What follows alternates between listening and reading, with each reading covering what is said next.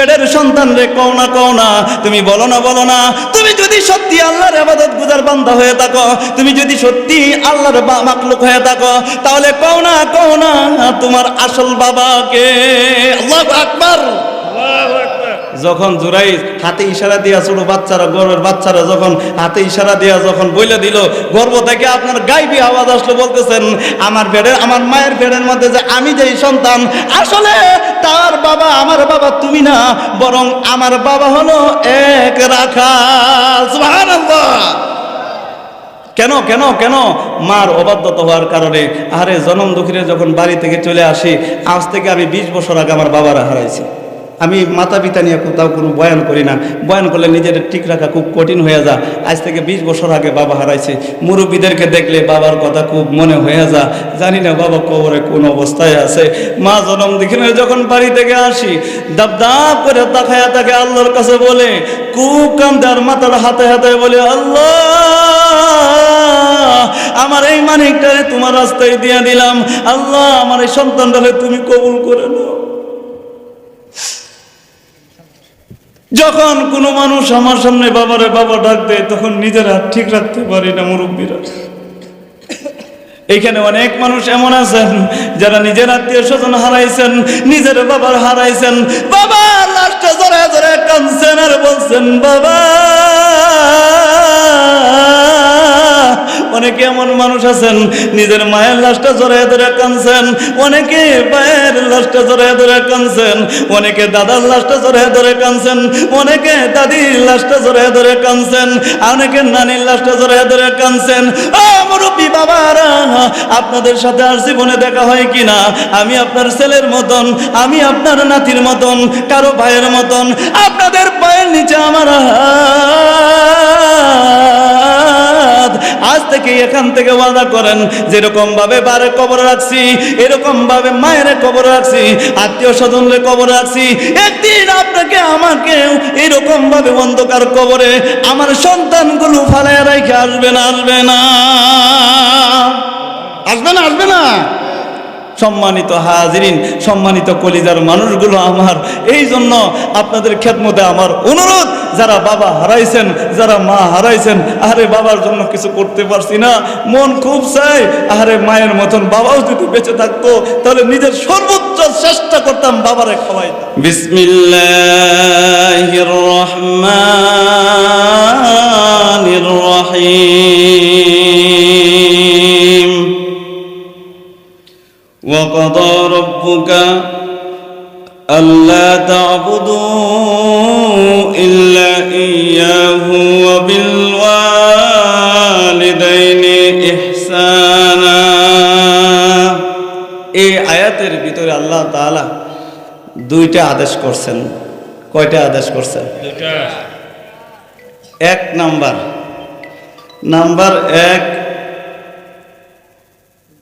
যতদিন এই দুনিয়াতে বেঁচে থাকবেন, শ্বাস এবং প্রশ্বাস যতদিন আপনি আমার আছে, চাই সে পুরুষ হোক, চাই সে মহিলা হোক, চাই সে আপনার মোটা হোক, চাই সে চিকনা হোক, চাই সে ধনী হোক, চাই সে গরিব হোক, চাই সে আপনার দিন আনে দিন খাক, অসুবিধা নাই, চাই সে অনেক অট্টালিকার মালিক হোক, যতদিন শ্বাস এবং প্রশ্বাস আছে এই পৃথিবীতে আল্লাহ বলতেছেন ইবাদত চলবে কার? আল্লাহ। একটু মহাব্বতে ইবাদত চলবে কার? আল্লাহ। আল্লাহ বলতেছেন وَقَضَى رَبُّكَ أَلَّا تَعْبُدُوا إِلَّا إِيَّاهُ وَبِالْوَالِدَيْنِ إِحْسَانًا।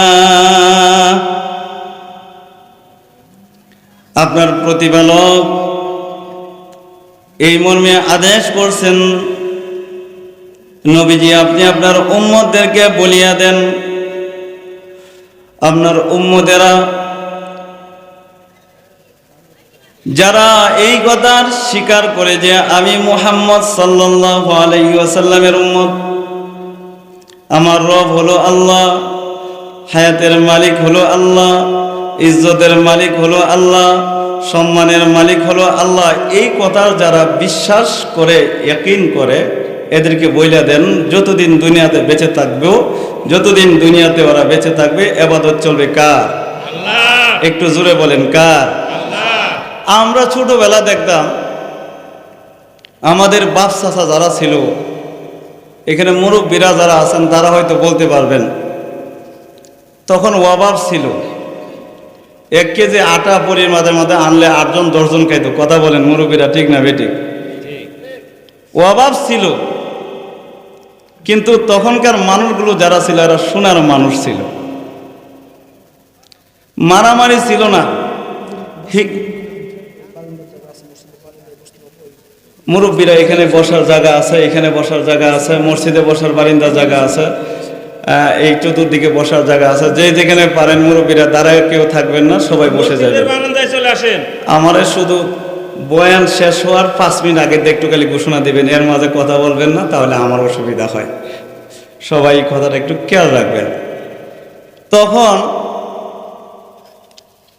অভাব ছিল আমাদের সমাজে, কিন্তু অভাব থাকার পরেও মানুষের ভিতরে মিল মহাব্বত ছিল না? ছিল না? এক গাছের ফল আরেক গাছে খাইছে, কোনো অসুবিধা ছিল না। সারাদিন মনে করেন কাজকাম সাইরে 8 জন 10 জন বৈশা বৈশা ডাবা খাইছে। ডাবা না মুরব্বীরা এটা কি বলতো? হুক্কা হুক্কা। কথা বলেন ঠিক না বেঠিক?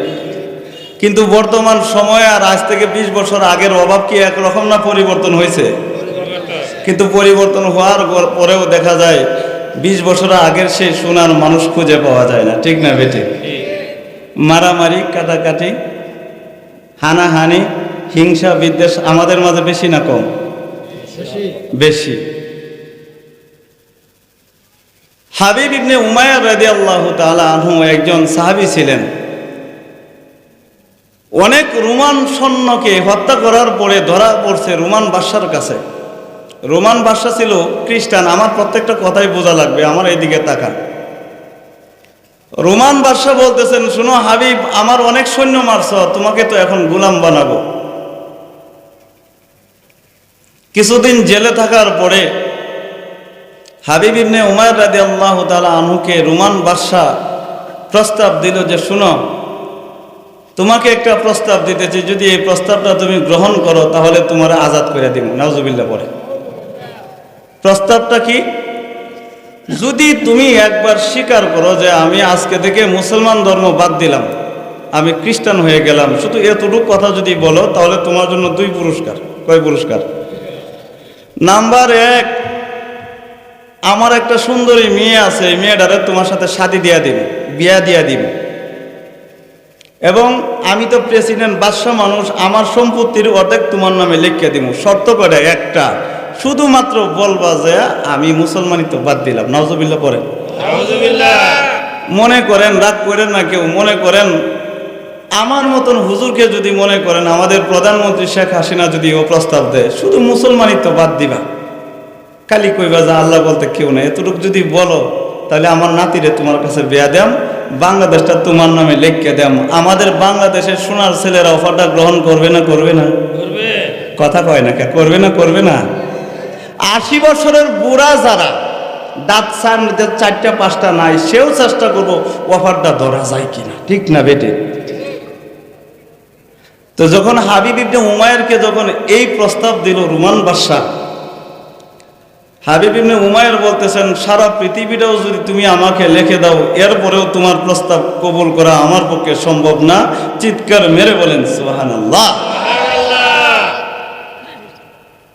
অপারগ হইয়া মেয়ের কাছে যায় বলতেছেন, মা, আমার জেলখানার মধ্যে একটা কয়েদি আসছে, এই যে বুঝাইলাম, বুঝতো মানেই না, বরং উল্টাবা আমারে ওয়াজ করে। মা, একটু ব্যবস্থা যদি করতা, তুমি যদি একটু বুঝায় সোজায় দেখতা। ইন্না কাইদাকুন্না আযীম। নারীর চক্রান্ত বড় কঠিন চক্রান্ত, ঠিক না বেটে? নারীর বেরকিতে যারা পড়ছে হি বুঝে নারীর চক্রান্ত কত কঠিন চক্রান্ত, ঠিক না বেটে? কারণ নারী জাতি ওহেতুকো কানতে পারে, এমনি কানতে পারে। মনে করেন আপনাকে বলছে যে বাজারে যাইতেছেন, আমার জন্য 2 টাকার ফান আনেন। আনার সময় ফান আনতে মন নাই, বাড়িতে আইতে কথা ফান আনছেন নি, জিব্রার মধ্যে কামড় দিয়ে বলতেছে, হাই সর্বনাশটা করছি রে, ফান আনছি না। এখন দক্ষিণ দিকে ফিরিয়া দেখবেন চোখ মুখ বুক টুক ভাসাই আলতাছে যে তোমার সব কাজ মন থাকে, আমার কাজটাই শুধু মনে থাকে না। এমন মা বোন আমাদের বাড়িতে আছে না? নাই? রাগ করতেছেন মুরব্বীরা? আমি স্টার্ট দিতেছি। তো মেয়ে যাইয়া বাপের কথা মতো যাইয়া মেয়ে যখন হাবিব ইবনে উমাইরের কাছে গেল, গিয়া ঘরের দরজা বন্ধ করে দিছে। এখানে ছোট বাচ্চা আছে, সব বলা সম্ভব না, ইতিহাস পড়লে আপনারা পাইবেন। ঘরের দরজা বন্ধ করে হাবিব ইবনে উমাইরকে বলতেছেন, শুনো হাবিব, আমার বাবা যে অফারটা তোমাকে দিছে, যদি অফারটা তুমি গ্রহণ করো তাহলে আমার একটা লাভ। লাভটা কি? আমি একটা বালা জামাই পাইলাম। আমি একটা বালা কি পাইলাম? বালু জামাইয়ের দরকার আছে না নাই? যারা মেয়ের বাপ হয়েছে না, আমরা একটা বালু জামাই চাই না? চাই না? এই মানুষগুলো কিতা হয়েছে? বালু জামাই আমরা চাই না?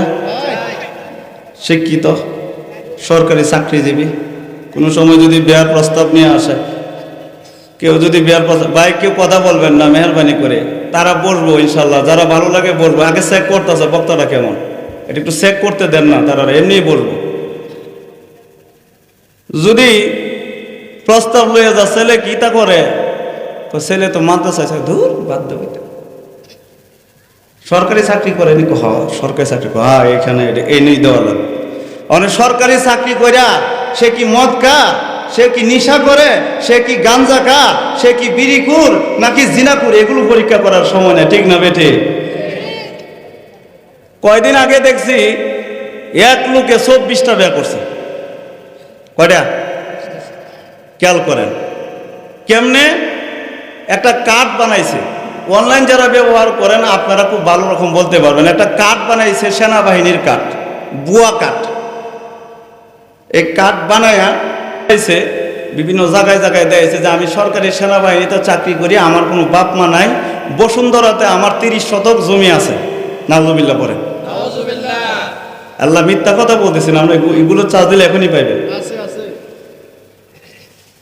তো গার্জেনেরা সরকারি চাকরি দেখা এর বাপ মা খুঁজছে না, 1টা 2টা 3টা 4টা 5টা 6টা এরকম 20টা 21টা 22টা 23 24 নম্বর বউ বললো, আমার একটু সন্দেহ লাগে। যাচাই বাছাই করে দেখলো এটা একটা বুয়া, এর কোনো চাকরি নেই। নাউজুবিল্লাহ পরে। আমি মনে করি এগুলোতে মেয়ের দোষ না, বরং মেয়ের যে গার্জেনগুলো ছিল এদেরকে আগে ফিটাইয়া সাইজ করার দরকার। কথা কোন ঠিক না বেটে? তো মেয়ে যাইয়া ঘরের দরজা বন্ধ করে বলতেছে, হাবিব শোনো, তুমি আমার আব্বার প্রস্তাবে রাজি হয়ে যাও। যদি রাজি হও তাহলে 1 নম্বর লাভ হলো আমি একটা ভালো জামাই পাইলাম, আলহামদুলিল্লাহ পরে। 2 নম্বর লাভ হইল তুমি ভালো একটা মেয়ে পাইলা, কারণ আমাকে পাওয়ার জন্য বড় বড় প্রেসিডেন্ট এমপি মন্ত্রীর ছেলেরা লাইন ধরে দাঁড়াইয়া থাকে। সুতরাং তুমি যদি আমার বাবার প্রস্তাব যদি কবুল করো তাহলে আমার মতন একটা সুন্দরী রূপবতী গুণবতী মেয়ে পাইলা, এবং সম্পত্তি তো পাইবাই, এমন সম্পত্তি পাইবা তোমার কয়েক পুরুষ পায়ের উপর পা রেখে খাইতে পারবে। নাউজুবিল্লাহ পরে। একদিন 2 দিন 3 দিন চলে যা, হাবিব যে নিচের দিকে তাকাইছে তো তাকাইছে, উপর দিকে তাকায় না। বহু ফুসলানি, বহু চক্রান্ত, বহু ছলনা, কেমনি হাবিবকে তার দিকে আকৃষ্ট করা যায়। কিতাবে এমনও লেখে হাবিবের সামনে ল্যাংটা হইয়া ওই মহিলা নাচানাচি করে, যাতে হাবিব একবার ওই মেয়ের দিকে তাকা। কারণ কোনো ইমানদার যদি কোনো বেগানা নারীর দিকে তাকা তখন তার ইমান আর থাকে। কেমনে তার ইমানকে চরিতার্থ করা যায়, কেমনে শুধু মুসলমানিত্ব বাদ দেওয়া যায়। 3 দিন 3 রাত্র পর্যন্ত বহু ফুসলানোর পরে বাপের কাছে যায় বলতেছেন, বাবা কার কাছে পাঠাইছেন, এটা মানুষ না পাথর? সুবহানাল্লাহ পরে। আপনারা কি মুরব্বী আমার কথা বুঝতেছেন? 3 দিন পরে যাইয়া বলতেছেন বাবার কাছে, বাবা কার কাছে পাঠাইছেন, এটা মানুষ না পাথর? আজকে 3 দিন হয়ে গেছে, একবার তো কিছু তো খাই না, কিছু তো বলেও না। আজকে 3 দিন 3 রাত্র চলে গেল, একবার আমার দিকে তাকায়াও দেখছে না। আমি মেয়েটা কালো না সুন্দর, উঁচা না লম্বা, চিকনা না মোটা, কেমন, একবার আমার দিকে তাকায়াও দেখছে না। সুবহানাল্লাহ পরে। এইটা ছিল মানুষ। এখন আবার হাবিব ইবনে উমাইরের কাছে বলতেছে, হাবিব কও না আজকে 3 দিন 3 রাত চলে গেল, মানুষ তো একবার ভুলেও তো তাকায়া দেখি তো মেয়েটা কিরকম। আজকে 3 দিন 3 রাত চলে গেল, তোমার কি একটু পানি খাওয়ার প্রয়োজন পড়ে না? তোমার কি একটা কিছু চাওয়ার প্রয়োজন পড়ে না? তোমার কি একটা আলাপ করার প্রয়োজন পড়ে না? আমি কত সুন্দরী একটা মহিলা, একবার আমার দিকে তাকাও। আর কি জন্য আজকে 3 দিন 3 রাত চলে গেল, কেন তাকাইলে না? কোন শক্তির কারণে তাকাইলে না? একবার বলো না তো বলো না। সুবহানাল্লাহ পড়ে। যখন বলছে যে কোন শক্তির কারণে, কিসের কারণে তাকাও না, এখন 3 দিন 3 রাত্র যাওয়ার পরে হাবিব উত্তর দেয়। সুবহানাল্লাহ পড়বেন না? উত্তরটা কি আপনারাও পড়েন, আমার সাথে পড়েন। বিসমিল্লাহির রহমানির রহিম। আল্লাহু লা ইলাহা ইল্লাহু আল হাইয়ুল কাইয়্যুম লা তা'খুযুহু সিনাতুন ওয়ালা নাওম লাহু মা ফিস সামাওয়াতি ওয়াল আরদ মান যাল্লাযী ইয়াশফা'ু ইনদাহু ইল্লা বিইذনিহি ইয়া'লামু মা بين أيديهم وما خلفهم ولا يحيطون بشيء من علمه إلا بما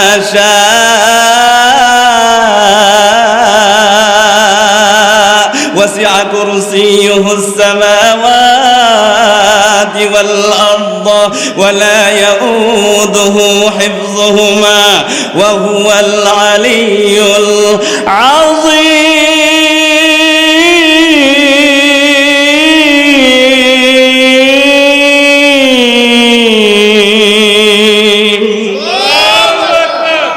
তিন দিন 3 রাত যাওয়ার পরে হাবিব উত্তর দেয়, মেরে আমি ইচ্ছা করলেই তোমার সতীত্ব নষ্ট করতে পারি। এখানে কেউ নাই, এখানে কোনো গাছ নাই, এখানে কেউ দেখবে না, তোমার বাবার কোনো প্রহরীও দেখবে না।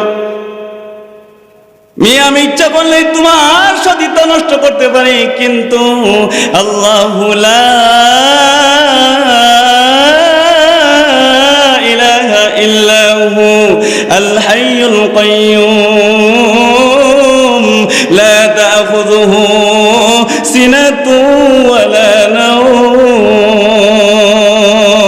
হাবিব ইবনে উমাইর 3 দিন 3 রাত যাওয়ার পরে মেয়েকে ডাক দিয়ে বলতেছেন, মেয়েরে আমি ইচ্ছা করলেই তোমার সতীত্ব নষ্ট করতে পারি, আমি ইচ্ছা করলেই তোমার সতীত্ব হরণ করতে পারি, এখানে কেউ দেখবে না, কিন্তু মেয়েরে আমার এমন একজন সত্তা আছে, আমার এমন একজন খালিক আছে, আমার এমন একজন মালিক আছে যে 24 ঘন্টা তোমাকেও দেখতেছেন, আমাকেও দেখতেছেন।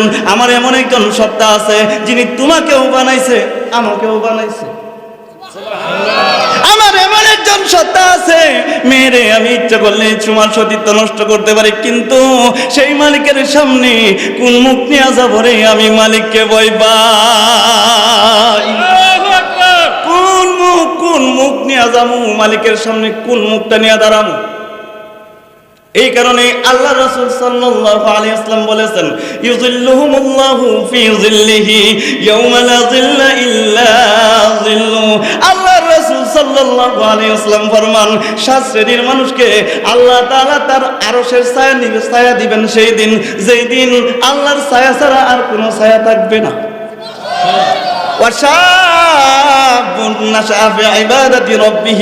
তার মধ্যে এক শ্রেণীর মানুষ হলো ওই যুবক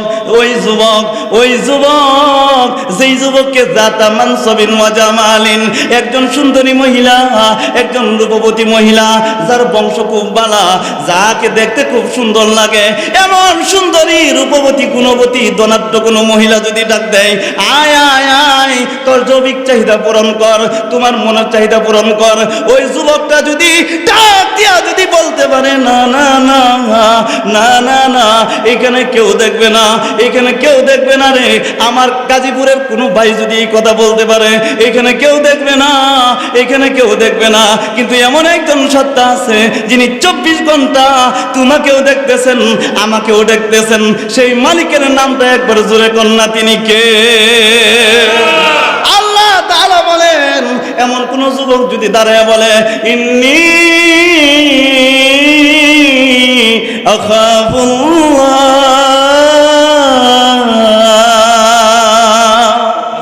আল্লাহ বলেন আমার পক্ষে, আর বান্দা যদি বলে আমার পক্ষে গুনাহ করা সম্ভব না, তুমি যতই গুণবতী হও না, যতই রূপবতী হও না, তুমি যতই ধনাঢ্যশালী হও না, আমি আল্লাহকে ভয় পাই।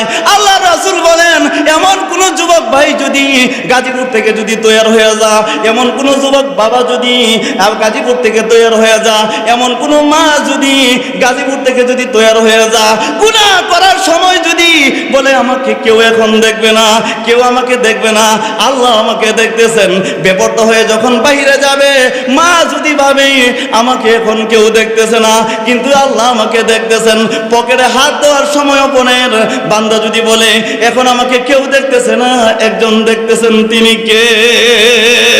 আল্লাহ রাসূল বলেন, আল্লাহর পয়গম্বর বলেন ইউযিল্লুহুমুল্লাহু ফি যিল্লিহি ইয়াওমা লা যিল্লা ইল্লা যিল্লুহু। 7 শ্রেণীর মানুষের মধ্যে এক শ্রেণীর মানুষ হলো গুনাহ করার সময় মনের মধ্যে কইছে কেউ দেখতেছে না, একমাত্র আল্লাহ দেখতেছেন। আল্লাহ রাসূল বলেন ওই বান্দা বান্দিকে কাল কিয়ামতের কঠিন ময়দানে আল্লাহ তাআলা খুশি হইয়া আল্লাহর আরশের ছায়ার নিচে আল্লাহ জায়গা দিবেন। আল্লাহু আকবার। রাগ করতেছেন? রাগ করলে কাশিদের নামে যাই। কেডা কেডা রাগ করতেছেন হাত তুলেন তো দেখি। আমি দেখছি না, আমি কানা। কেউ তুলছে নিয়েছে? না, উনি বলছে রাগ করে না। ও রাগ করছেন, আলহামদুলিল্লাহ বলেন, জোরে বলেন আল্লাহু আকবার। আল্লাহু আকবার। সম্মানিত হাজিরিন, অনেক দূরের সফর ছিল, 2টা না পায়েস টাকাইছি। কথা যে আল্লাহ বলাইতেছেন, এটা আল্লাহকে অনেক অনেক ধন্যবাদ, বুঝছেন তো। এই রাস্তাটা যখন আইতি চতুর্পাশে দেখি বড় বড় গাছ, চিন্তা করলাম কল্লাটা লয়ে যাইতেও কোনো রকম। আপনারা আমার একটু আগায় দেন, বুঝছেন, আমার ভিতরে ভয় ভয় খাই, যাইতার ভাবনি আমি কথা কয় না, যাইতার ভাব। আলহামদুলিল্লাহ। সম্মানিত হাজিরিন, এটা এমনি আর কি বললাম, আবার আপনারা যদি ঘুমায় যান, যদি বুঝছেন না। সম্মানিত হাজিরিন, তাহলে এই যে একজন মানুষের কথা আপনাদেরকে বললাম, আপনারা শুধু গাজীপুর না, আপনারা শুধু আমার ময়মনসিংহ না, আপনারা শুধু নেত্রকোনা না, আজকে শুধু বাংলাদেশ না, সারা পৃথিবী ঘুরবেন, হাবিব ইবনে উমাইরের মতন একজন সত্যিকার সোনার মানুষ খুঁজে বের করা সম্ভব নাকি? কারণ আমাদের বাংলাদেশের হালো যে অবস্থা, আমরা বাংলাদেশের যেই একটা অবস্থা, মনে করেন আমি গরিব মানুষ, গতকালকেও মনে করেন বিচার আমার পক্ষে ছিল, রাত্রেবেলায় বিচার গেছে গা রাখবা, এমন অবস্থা হয় না? হয় না?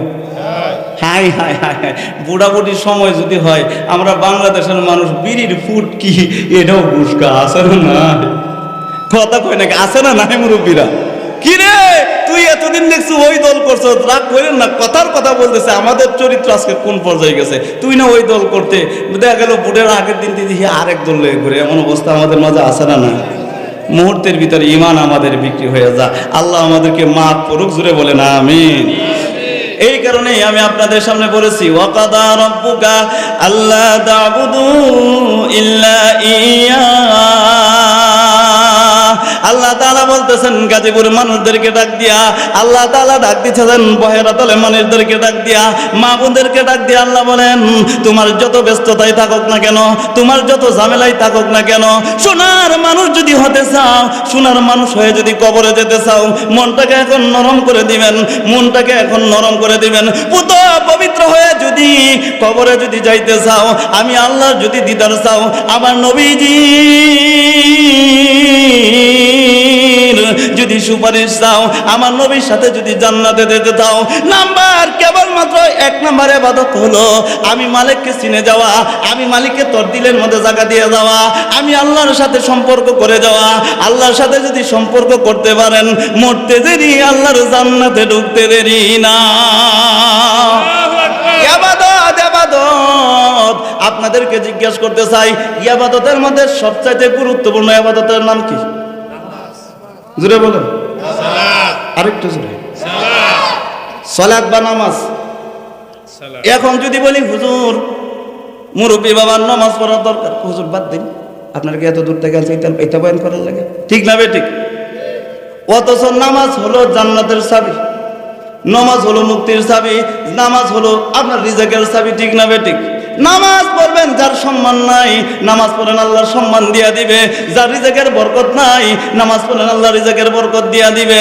যার ইজ্জত নাই নামাজ পড়েন আল্লাহ ইজ্জতের ব্যবস্থা করতে পারে না? পারে না? জোরে বলেন, পারে না? পারে না? আপনি মনে করেন 30,000 টাকা কামাই করেন প্রতি মাস, আমি সলিমুদ্দিন হুজুর মাত্র 10,000 টাকা বেতন, কিন্তু আমাদের পোশাক দেখলে, আমাদের চলাফেরা দেখলে, আমাদের আপনার চলন বলন দেখলে অনেক আপনার সরকারি জীবী মানুষেরাও আপনার টাস্কি খায়া যা, হাই হাই 50,000 টাকার বেতনের চাকরি করি, এই হুজুরটা মাত্র 10,000 15,000 টাকার বেতনের চাকরি করে। ইয়ার পরে কত বড় মোবাইল, ইয়ার পরে কি সুন্দর পোশাক, ইয়ার পরে কি সুন্দর ঘড়ি।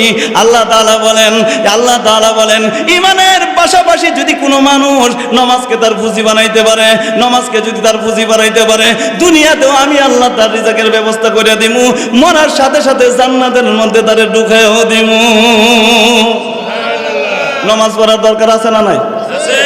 নাকিলে আমার লাগে খালি একলা হুজুরে খালি পড়বো, আর খালি সভাপতি সব আর যারা মাদ্রাসা করছে কমিটি তারা কেন নামাজ পড়ুক, আমরা দরকার নাই, এমন নাকি? না, সবার জন্য নামাজ সম্মান হয় না? আপনাকে ফ্রি পরামর্শ দেওয়া যায়, সম্মান নাই, আপনি নামাজ পড়েন আল্লাহ সম্মান দিয়ে দিবে। আপনার মনে করেন টাকা পয়সা নাই, নামাজ পড়েন আল্লাহ টাকা পয়সার ব্যবস্থা করে দিবে। আপনার সন্তান হয় না মা, নামাজের মধ্যে আল্লাহর কাছে চান, আল্লাহ সন্তানের ব্যবস্থা করে দিবে। পারে না? পারে না? অনেকে বিচার লই আমরা কাছে, হুজুর কি ছেলে যে জন্ম দিলাম, ছেলেটা কথা মানে না, এমন অবস্থা আমাদের মাঝে আছে না নাই? যদি এই ছেলেটারে যদি বলি দক্ষিণ দিকে যাওয়ার জন্য উত্তর দিকে যাও, যদি পশ্চিম দিকে যাওয়ার জন্য বলি পূর্ব দিকে যাও, হুজুর ছেলেটা মেয়েটা কথা মানে না, একটা ওষুধ দিয়ে দেন। কিটা ওষুধ দিব আপনারে? কারণ এই ছেলে যখন আপনার পেটের মধ্যে ছিল গো, খালি বড় বড় মোবাইল ঘুরাইছেন আর কিরণমালা ঘুরাইছেন, আছে না নাই? সন্তান যখন পেটের মধ্যে ছিল তখন শুধু গান শুনছেন আর নাচ দেখছেন। বাবার মার্কেটে যাওয়ার প্রয়োজন নাই, আমার মা একলাই পুরা মার্কেট ঘুরে আসছে, আছে না নাই? অত উচিত তো ছিল সন্তান কথা মানার জন্য, উচিত ছিল 1 নম্বরে সন্তান আপনি আমার যখন পেটের মধ্যে আসবে, মার উচিত ছিল সন্তানটাকে পেটে নিয়া, বাবার উচিত ছিল সন্তান মায়ের পেটে থাকাকালীন বাবার উচিত ছিল নামাজ পড়ে আল্লাহর কাছে দোয়া করা, আল্লাহ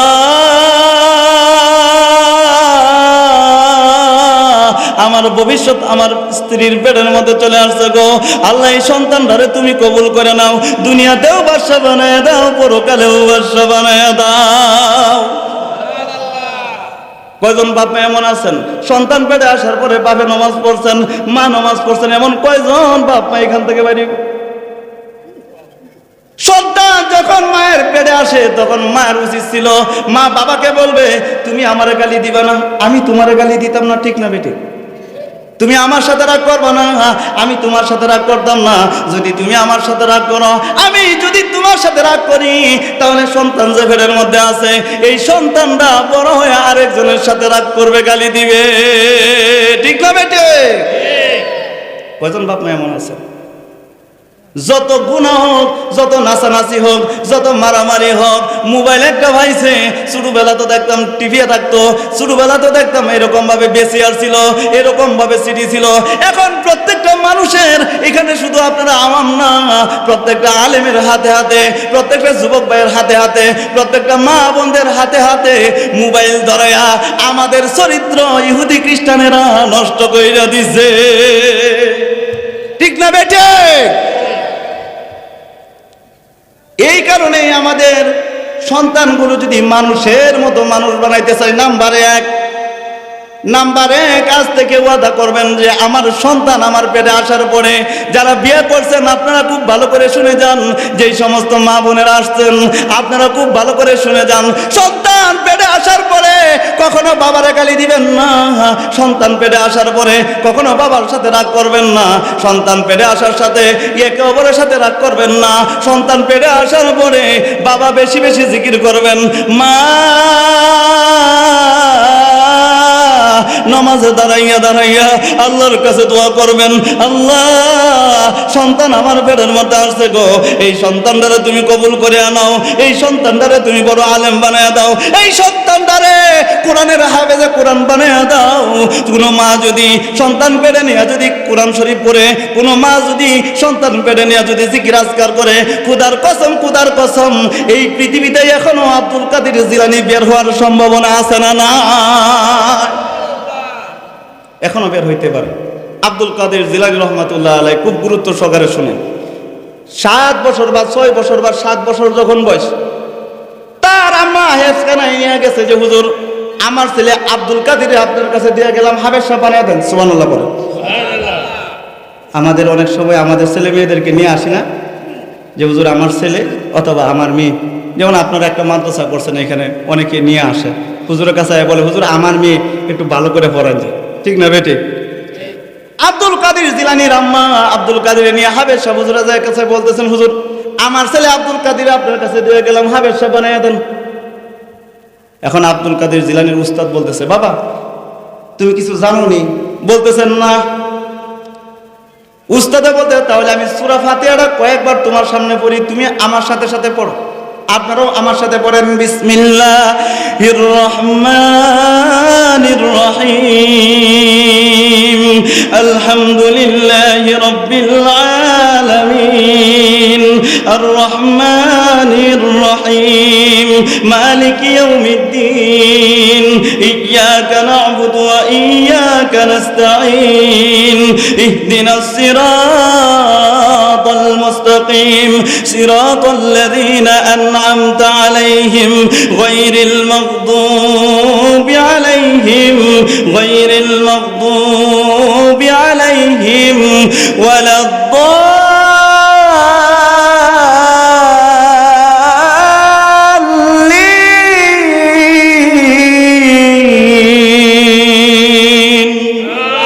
آمين।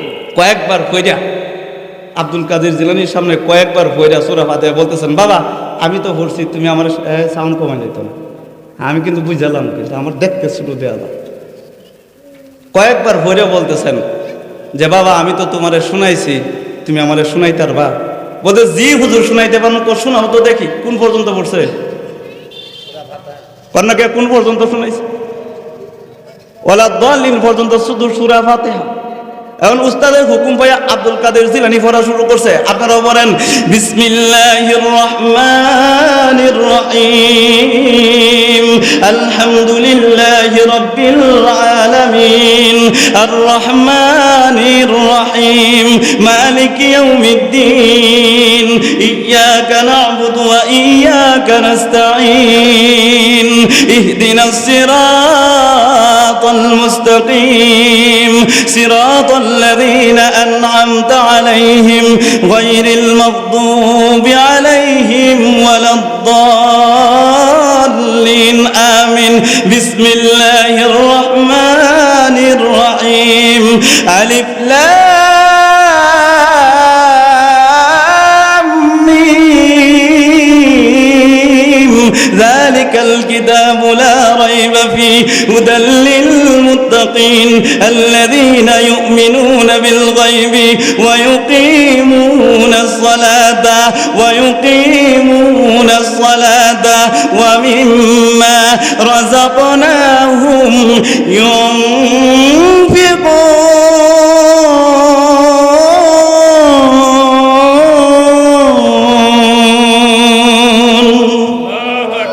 আরো জোরে কন্যা আল্লাহু আকবার। পড়াইছেন শুধু সূরা ফাতিহা। এই যে আব্দুল কাদের জিলানী সূরা ফাতিহা ওইরা আলী ইমরান শেষ 1 পারা 2 পারা 14 পারা 15 পারা 16 পারা 17 পারা 18 পারা গেটেছে। সুবহানাল্লাহ সুবহানাল্লাহ। এই মানুষগুলো কি তা হইছে? জোরে কন্যা সুবহানাল্লাহ। উস্তাদ কই ব্যাপার কি? এই মাত্র তার মায়ে কয়ে গেছে ছেলে কিছু জানে না, আমি পড়াইছি সূরা ফাতিহা। এই ছেলে তো দেখা যায় 18 পারা পড়ছে, বোঝা গেল এই ছেলেটা আগে কোনো মাদ্রাসায় পড়ে আসছে, ঠিক না বেটি? মায়ের কাছে যাই বলতেছেন মা জনম দুঃখিনী বুঝলাম না গো, বুঝলাম না।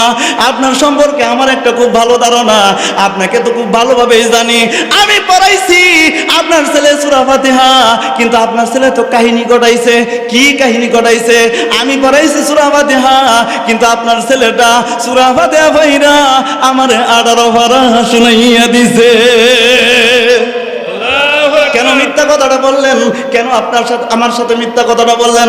আপনার ছেলে আগে একমাত্র সে আদর ফাইরে ফরিয়া আমার কাছে দিয়া বলছেন কিছু জানে না, কেন মিথ্যা কথাটা বললেন?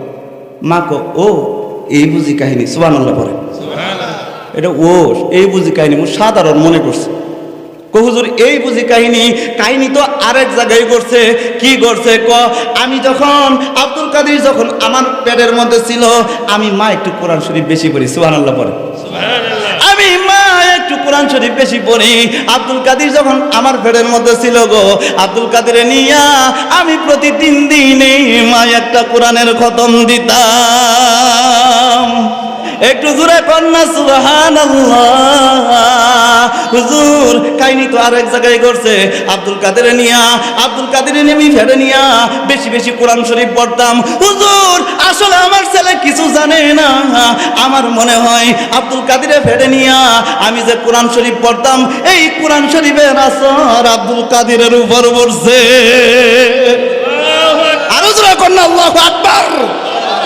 আমার কোনো মা যদি, আমার গাজীপুরের কোনো মা যদি, আমার বহেরাতলির কোনো বোন যদি সন্তান পেটে নিয়ে যদি পবিত্র কোরআনে কারিমের তেলাওয়াত করে, বেশি বেশি জিকির আজকার করে, বেশি বেশি নামাজ পড়ে, আল্লাহর কাছে যদি দোয়া করে, আমার কোনো বাবা যদি সন্তানকে কোলে নিয়ে যদি বেশি বেশি যদি জিকির করে, বেশি বেশি যদি আল্লাহর নাম স্মরণ করে, যেরকম ভাবে আব্দুল কাদের যে ফেরে নিয়ে তার মা যেরকম ভাবে কোরআন পড়ার কারণে যেরকম ভাবে আসর পড়ছে, আমার গাজীপুরের কোনো মা, আমার গাজীপুরের কোনো বাবা যদি এরকম ভাবে সন্তান পেটে নিয়ে যদি কোরআন পড়তে পারে, তাহলে সেটার আসর আব্দুল সন্তানের উপর পড়তে পারে না? পারে না?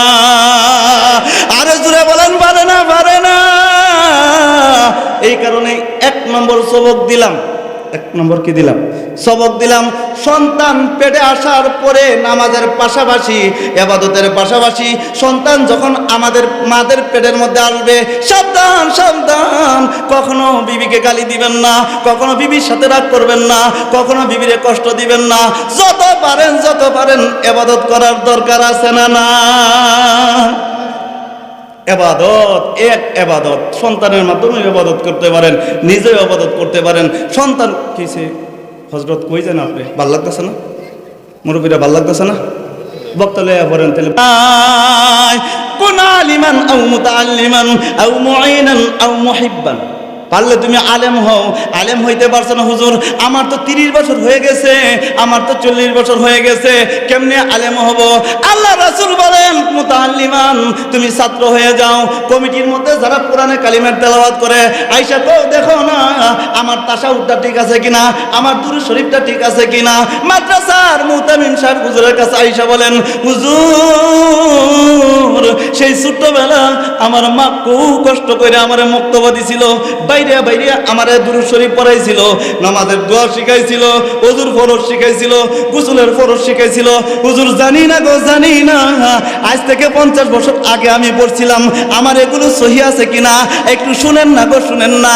আল্লাহ রাসূল বলেন শিক্ষারত অবস্থায় 80 বছর, আপনার 80 বছর হয়ে গেছে, 70 বছর হয়ে গেছে, এরপরও শিক্ষার আগ্রহ তার ভিতরে আছে, শিক্ষার প্রচন্ড চেষ্টা তার ভিতরে আছে।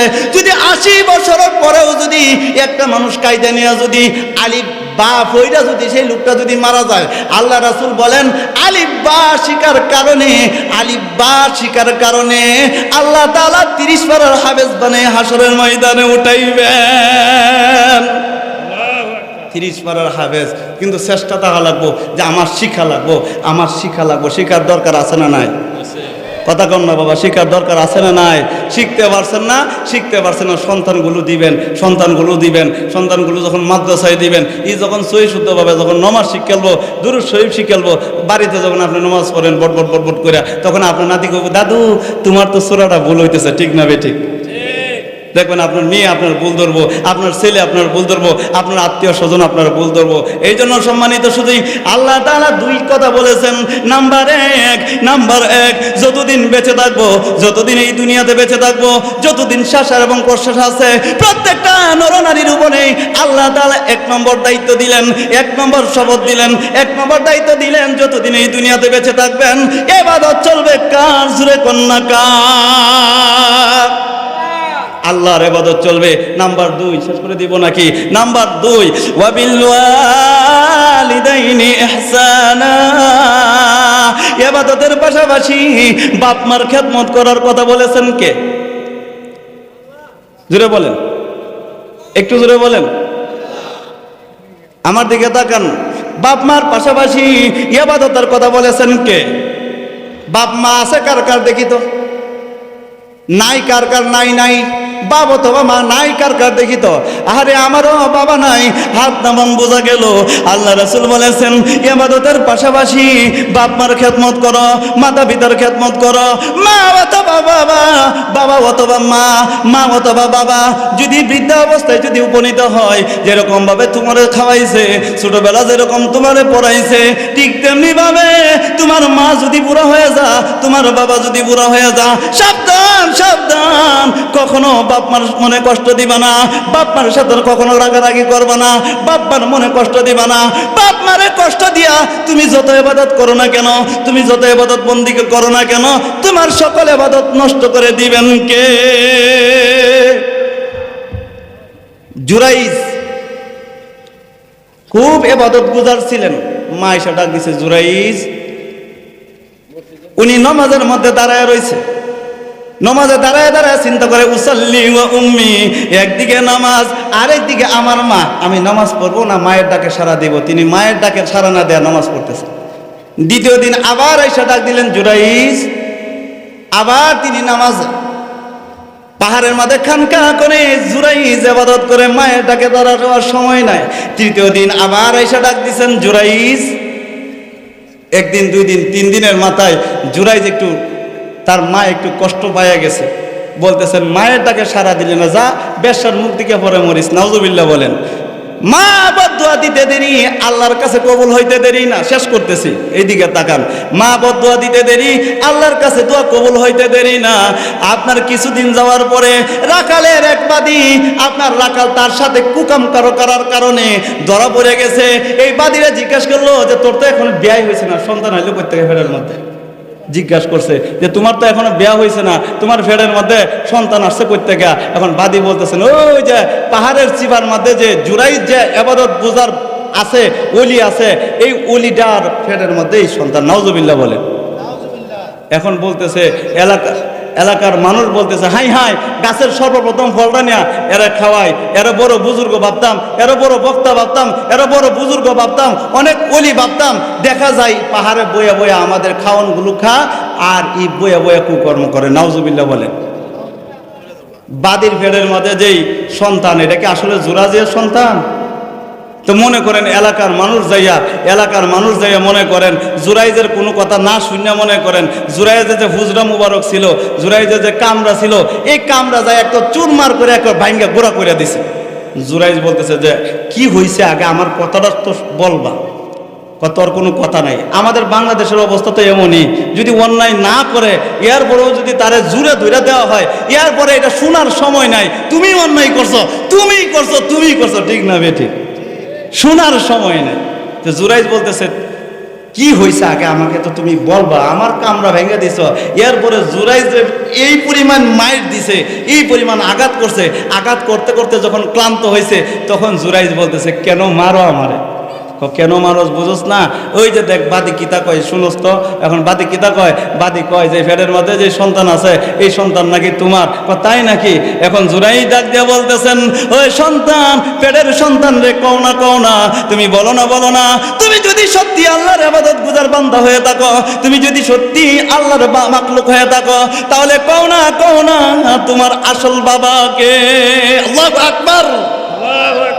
যখন জুরাইজ হাতে ইশারা দিয়া, ছোট বাচ্চারা, গর্ভের বাচ্চারা যখন হাতে ইশারা দিয়া যখন বইলে দিল, গর্ভ থেকে আপনার গাইবি আওয়াজ আসলো, বলতেছেন আমার মায়ের পেটের মধ্যে যে আমি যেই সন্তান, আসলে তার বাবা আমার বাবা তুমি না, বরং আমার বাবা হলো এক রাখাল। সুবহানাল্লাহ।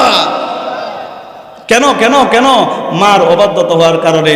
আরে জনম দুঃখীরে যখন বাড়ি থেকে চলে আসি, আজ থেকে আমি 20 বছর আগে আমার বাবারা হারাইছি। আমি মাতা পিতা নিয়ে কোথাও কোনো বয়ান করি না, বয়ান করলে নিজের ঠিক রাখা খুব কঠিন হয়ে যায়। আজ থেকে 20 বছর আগে বাবা হারাইছে। মুরব্বীদেরকে দেখলে বাবার কথা খুব মনে হয়ে যায়। জানি না বাবা কবরে কোন অবস্থায় আছে। মা জনম দিনে যখন বাড়ি থেকে আসি, দাব করে তাকায়া তাকে আল্লাহর কাছে বলে, খুব কান্দে আর মাথার হাতে বলে, আল্লাহ আমার এই মানিকটারে তোমার রাস্তায় দিয়ে দিলাম। আল্লাহ আমার এই সন্তানটারে তুমি কবুল করে নাও। যখন কোনো মানুষ আমার সামনে বাবারে বাবা ডাক দেয় তখন নিজের হাত ঠিক রাখতে পারি না মুরব্বীরা। এইখানে অনেক মানুষ এমন আছেন যারা নিজের আত্মীয় স্বজন হারাইছেন, নিজের বাবার হারাইছেন, বাবার লাশটা জড়ায় জড়ায় কাঁদছেন আর বলছেন বাবা। অনেকে এমন মানুষ আছেন নিজের মায়ের লাশটা জড়ায় ধরে কাঁদছেন, অনেকে ভাইয়ের লাশটা জড়ায় ধরে কাঁদছেন, অনেকে দাদার লাশটা জড়ায় ধরে কাঁদছেন, অনেকে দাদির লাশটা জড়ায় ধরে কাঁদছেন, অনেকে নানির লাশটা জড়ায় ধরে কাঁদছেন।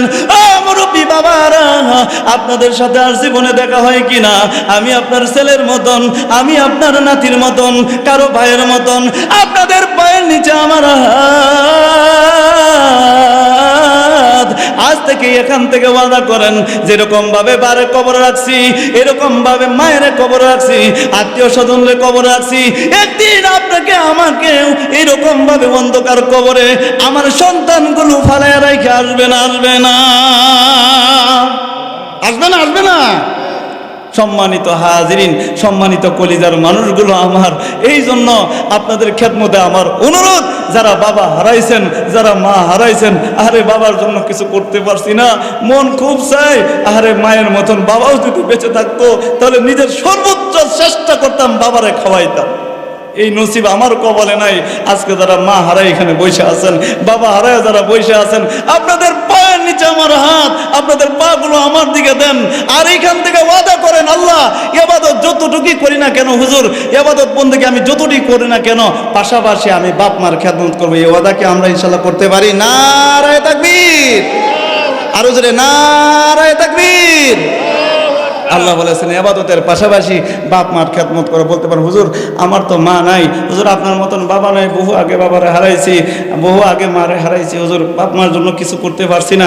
এইখান থেকে আপনারা একটা কাজ করে যেতে পারেন, সেটা হলো, আমি আসলে কালেকশন তো বুঝিও না ভালো করে, এরপরেও মনে করেন যেহেতু এখানে একটা প্রতিষ্ঠান হয়েছে, এই প্রতিষ্ঠান হওয়াতে আপনারা খুশি না বেজার?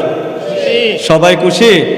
এই জন্য সম্মানিত হাজিরিন, সম্মানিত কলিজার মানুষগুলো আমার, বাপে থাকলে খাইলো, মায়ে থাকলে খাইলো, মায়ের জন্য, বাপের জন্য। হুজুর আপনার কথাগুলো শুনে খুব ভালো লাগছে, হুজুর আপনার কথাগুলো শুনে আমার মায়ের কথা মনে হয়েছে, হুজুর আমি আমার মায়ের জন্য 20,000 টাকা হুজুর এই মাদ্রাসায় দিয়ে দিলাম। এমন একটা ভাই দাঁড়ায় যান যে হুজুর আমি আমার মায়ের জন্য 20,000 টাকা আপনার দিলাম, আমি মুসাফির মানুষ, আপনার জন্য মন খুলে দোয়া করবো, আপনার আব্বার জন্য মন খুলে দোয়া করবো। আপনি 1 মাসে পারেন না তো 2 মাসে দেন, 2 মাসে পারেন না তো 3 মাসে দেন, 3 মাসে পারেন না তো 6 মাসে দেন, আপনি যদি না পারেন 1 বছরে দেন। যে হুজুর আমি আস্তে আস্তে, হুজুর আমি তো ফ্যাক্টরিতে চাকরি করি, হুজুর আমি তো অল্প বেতনের চাকরি করি, হুজুর হয়তো আমার দিতে কষ্ট হবে, হয়তো হুজুর আমি দিতে পারবো না হুজুর, কিন্তু আমি আপনার মায়ের নামে, হুজুর আমি আমার বাবার নামে, হুজুর আমি আমার মারে অনেক ভালোবাসি, হুজুর আমি আমার আব্বারে অনেক ভালোবাসি, বাবার জানাজার নামাজটা আমি পড়াইতে পারছি না, হুজুর আমি আমার মায়ের নামে হুজুর 20,000 টাকা ইনশাল্লাহ। এখান থেকে 4টা ভাই এমন দাঁড়ায় যান যে হুজুর আমি 20,000 টাকা দেব। একটা মানুষ আগে দাঁড়ান তো দেখি, কেউ উঠবেন না। এরপরে প্রধান বক্তা আছে, প্রধান বক্তার আলোচনা করে আপনার আখিরি মোনাজাত শেষ করে ইনশাল্লাহ বাড়িতে যাবো। যাবেন তো ইনশাল্লাহ? না উঠে যাবেন গা? কি আছেন ভাই, মায়ের জন্য, বাবার জন্য, বাপের জন্য কিছু করতে পারছি না, মায়ের জন্য কিছু করতে পারছি না, মা অন্ধকার কবরে শুয়ে আছে, বাবা অন্ধকার কবরে শুয়ে আছে, হুজুর বাপ মা অনেক অনেক টাকা সম্পত্তি থইয়া এরপরে মরে গেছে, হুজুর আসলে মায়ের জন্য কিছুই করতে পারছি না, বাবার জন্য কিছুই করতে পারছি না। বাবার সম্পত্তি থেকে, আপনারা গাজীপুরের মানুষ অনেক সম্পদশালী, আমি জানি অনেক ধনী মানুষ, হুজুর আমি মায়ের জন্য 20,000 টাকা মায়ের জন্য দিবেন, বাবার জন্য দিবেন। এমন কি আছেন? একজন মানুষ দাঁড়ায় যান তো দেখি কি আছেন, একটু জিকির করেন, আল্লাহু আল্লাহ আল্লাহু আল্লাহ